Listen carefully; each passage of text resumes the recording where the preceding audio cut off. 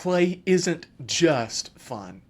It's a vital tool for learning, connection, and emotional growth. Here's why it matters so much.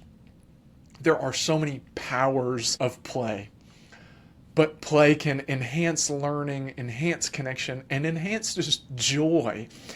And one of the reasons that play is great for learning, especially in young children, is because there's all these different parts of the brain. There's several lobes of the brain, and each lobe is responsible for different things.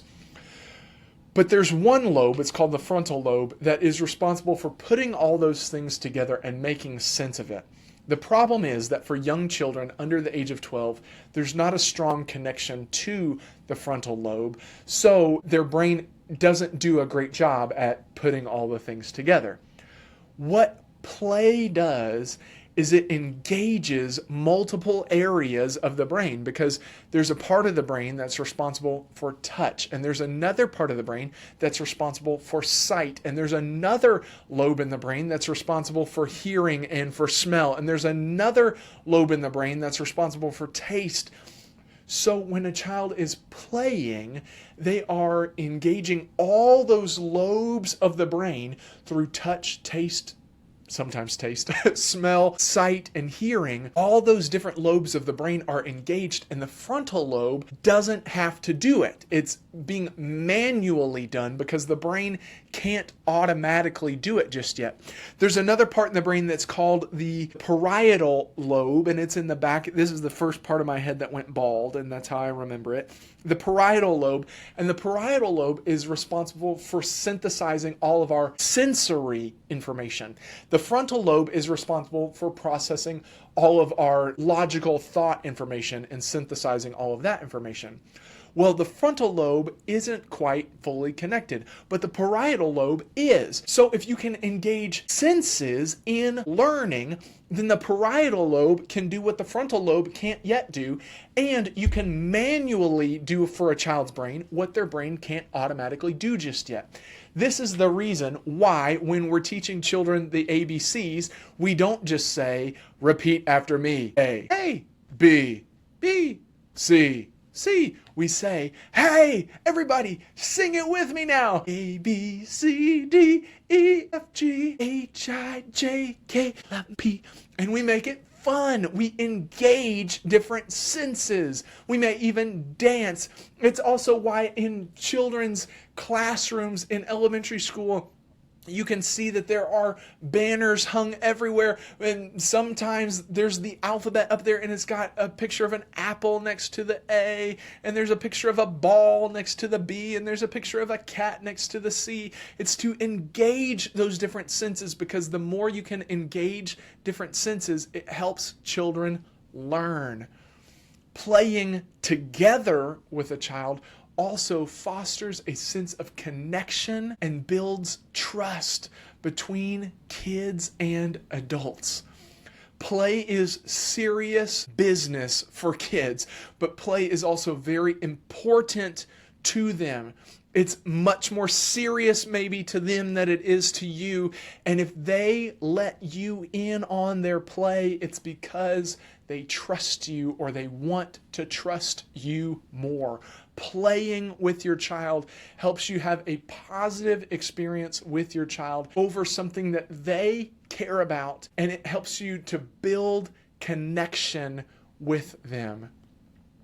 There's a skill that I love to teach parents that's just called attending, and I want to teach it to you very briefly right now. Attending while a child plays.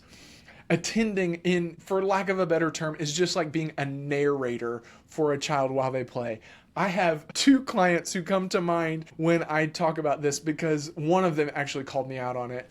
And he said, "You are just the world's best narrator, aren't you?" Because he could tell that pretty much everything he was doing, I was just narrating for him. There's another one who actually asked me, he said, "Mr. Stu, can you not make the sound effects to the action figures when we play?" Because I was overstepping. I was doing more than just narrating. But this attending is a great way to let the child lead and to foster this connection. And it's so simple if you'll do it. Attending is not about correcting their play. It's not about questioning their play. It's about acknowledging their efforts and acknowledging the emotions they're experiencing while they play. The best way to think about it is just keep saying statements about you. You.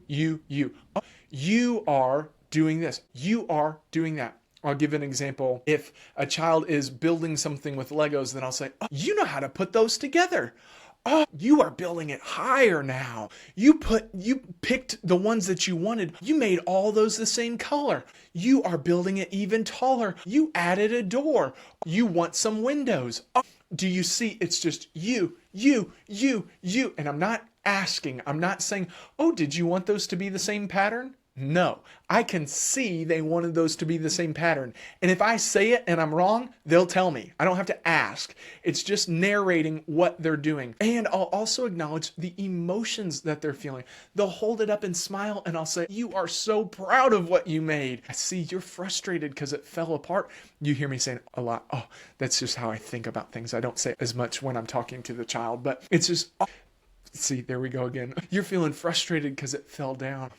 I know, you're sad because the painting didn't turn out how you wanted. You're working really hard on that. You're really taking your time in there. You wanted that part to be blue.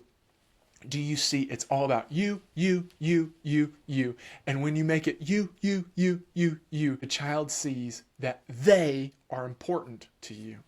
That you are there trying to get in their world.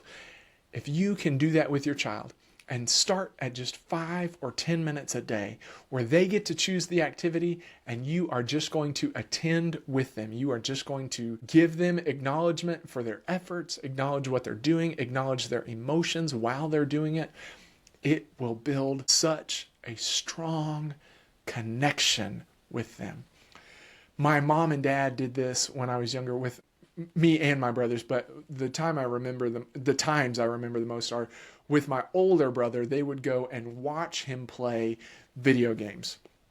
My parents do not like video games. They have zero interest in video games whatsoever, but my brother loved and still loves video games. So they would go and they would just watch him play. And they'd say, oh, now that part, oh, you were going through there. This part seems really tough. Wow, you beat the boss. How in the, look at that. What? And all they would do, see, that was some different sound effects there. All they would do is just acknowledge that they could see how hard he was working, acknowledge his efforts, and acknowledge the emotions that he must be feeling while he was playing. It was not about the video game.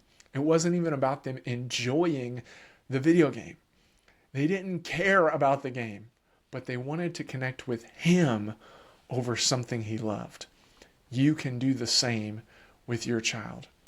Play is an incredible way to enhance learning, connection, and joy with your child. Play as much as you can this year. Like this video, subscribe to the channel, and drop a comment with your favorite way to play with the kids in your life.